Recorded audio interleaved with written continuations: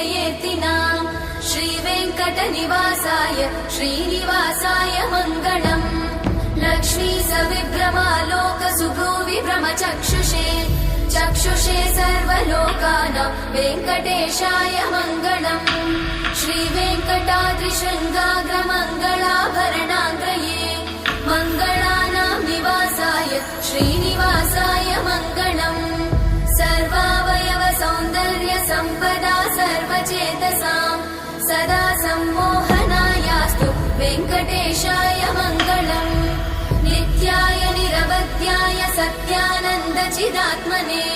सर्वान्तरात्मने Shri